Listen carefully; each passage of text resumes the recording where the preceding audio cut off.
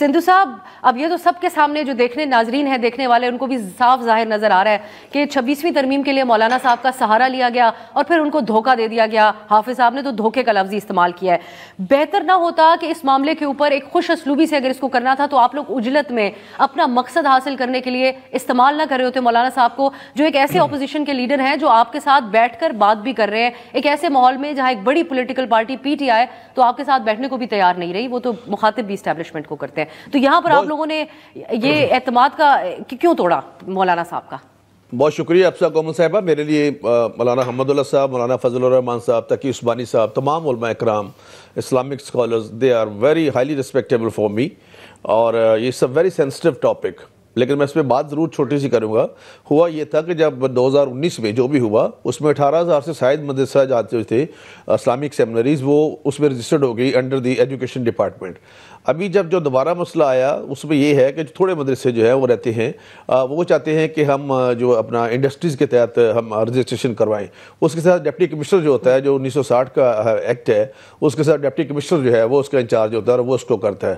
اب بھی چاہیے یہی ہے جو آپ نے بات فرمائی ہے اور جو مولانا صاحب کہہ رہے ہیں کہ بجائے اس کے کہ ہم تلخیوں میں پڑیں, اس مسئلے کو انتہائی خوش اسلوبی سے حل کیا جائے تاکہ کسی قسم کا, کیونکہ یہ ہمارے وہ لوگ ہیں جو ہمارے مطلب دین کا پرچار کرتے ہیں اور دین کو پھیلاتے ہیں, اس لیے ان کے ساتھ کسی قسم کی لڑائی یا جھگڑا نہیں بنتا. اور ویسے بھی مولانا صاحب تو بڑے ہی زیرک سیاستدان ہیں, مولانا فضل الرحمان صاحب, وہ سارے ہی میرے لیے قابل احترام ہیں. لہٰذا چونکہ بڑا سینسٹیو ٹاپک ہے, انتہائی احتیاط سے محتاط طریقے سے میں بات کرنا چاہتا ہوں.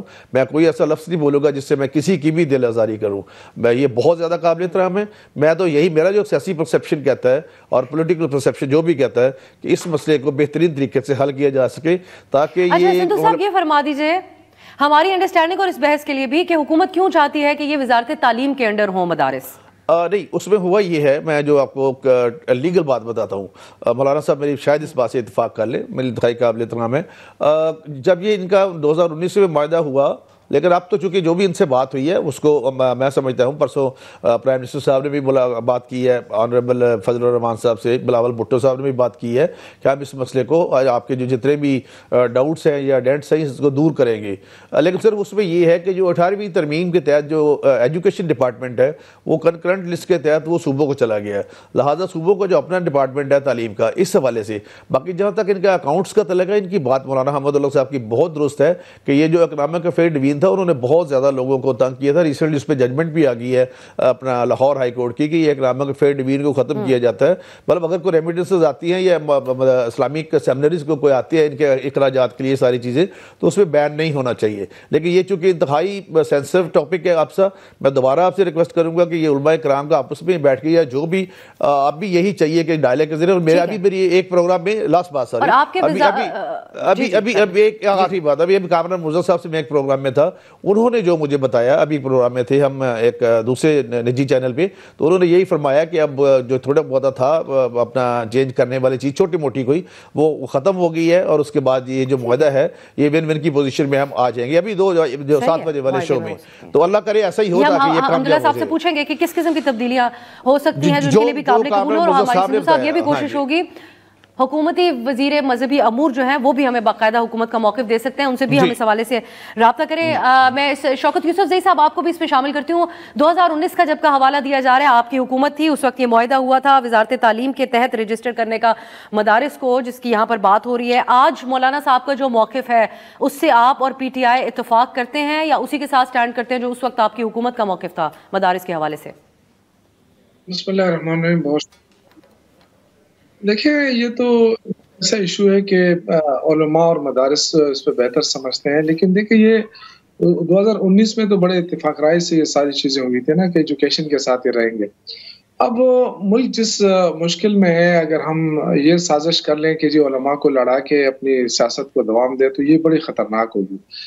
مجھے بڑا افسوس ہو رہا ہے, میں جو طاہر اشرفی صاحب جو ہے وہ تو بالکل آگ برسا رہے ہیں نا, تو وہ بھی نہیں ہونا چاہیے. اور ان کی طرف سے اگر یہ کہہ رہے ہیں کہ جی 18,000, وہ کہہ رہے ہیں کہ جی 18,000 تعلیم کے ساتھ رجسٹر ہو چکے ہیں, اور اگر ان کا یہ مطالبہ ہے کہ باقی جو ہے وہ انڈسٹری کے ساتھ ہو جائے تو ہو جائے, اس میں کیا ہے؟ اگر ان کو بھی اعتراض نہیں ہے, ان کو بھی اعتراض نہیں ہے, تو اس میں کوئی وہ نہیں. میرے خیال سے اس سے ایشو نہیں بنانا چاہیے. آلریڈی ملک بہت مشکل میں ہے, اور جہاں تک پی ایم ایل این کی بات ہے اور اس وقت 26ویں آئینی ترمیم کی ضرورت تھی، تو یہ اس وقت یہ چیزیں طے ہو جانی چاہیے تھی. بدقسمتی سے اس وقت ان کو یس کر دیا گیا. تو مولانا صاحب شاید یہ سمجھے کہ جی بس میری بات مان لی گئی ہے، انہوں نے 26ویں آئینی ترمیم کو سپورٹ کیا. وہ اس وقت بھی کہتے رہے کہ جی ان لوگوں پہ اعتماد نہیں کیا جا سکتا، لیکن مولانا صاحب نے کہا کہ نہیں، معاملات ٹھیک ہو گئے ہیں.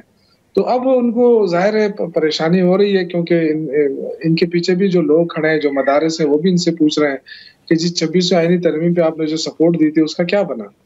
تو یہ میں کہہ رہا ہوں کہ حکومت نے دھوکہ دیا ہے، لیکن اب اس کا حل جو ہے وہ ہم سب کو دیکھنا پڑے گا. ہم اس پہ کوئی خوش نہیں ہوتے ہیں کہ جی آپس میں لڑیں. اور یہ مدارس کا ایشو ہے، بالکل اگر آدھے اس پہ خوش ہیں تو ان کو کر دیا جائے، اگر یہ اس پہ خوش ہیں تو ان کو کر دیا جائے. میری ذاتی رائے ہے کہ اس پہ سیاست نہ کی جائے.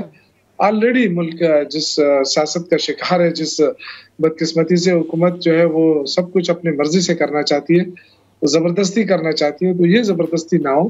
اور نہ ہی ضرورت اس بات کی کہ علماء کو اکٹھا کر کے آپ ایک بیانیہ بنائیں اور وہ اس کے ذریعے آپ مولانا صاحب کو یا ان کی تنظیم کو یہ دھمکی دیں کہ جی آپ کے پاس قوت ہے تو ہمارے پاس بھی قوت ہے.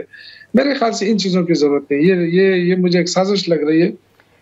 میری آواز آ رہی ہے؟ جی جی بالکل بالکل. آپ بہت محتاط موقف اپنا رہے ہیں شوکت یوسف زئی صاحب، ہم آپ کو سن پا رہے ہیں، آپ کو پورا پوائنٹ آیا. میں حافظ صاحب کی طرف یہ بات لے کے جاتی ہوں. حافظ صاحب، یہ الفاظ استعمال ہوئے زبردستی جو ہے حکومت، یوسف زئی صاحب سمجھتے ہیں کہ یہ کام نہیں کر سکتی ہے، ان کو اتفاق رائے. لیکن آج جو علماء بیٹھے اور جس قسم کی گفتگو ان کی طرف سے بھی فرمائی گئی، وہ لگتا ہے کہ ایک مولانا صاحب پہلے ایک حرف آخر سمجھا جاتا تھا اس قسم کے معاملات کے اوپر. علماء کرام ایک پیج پر آ کر بات کرتے تھے، لیکن یہاں تو ہمیں تھوڑا کاؤنٹر مولانا صاحب کا نظر آیا آج جو باتیں ہوئی.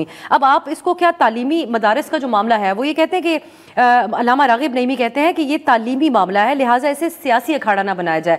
تو جو لوگ یہ جاننا چاہتے ہیں کہ وزارت تعلیم کے انڈر ہی پاکستان میں تمام تعلیمی ادارے یعنی پرائیویٹ سکولز بھی آپریٹ کرتے ہیں، تو مدارس کیوں جو سوسائٹی ایکٹ 1860 ہے اسی کے تحت یا یہ صنعت کے جو وزارت ہے اس کے تحت رجسٹرڈ ہوں؟